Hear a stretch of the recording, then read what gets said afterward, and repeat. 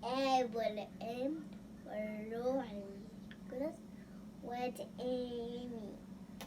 نعظمك يا النور الحقيقي ونمجدك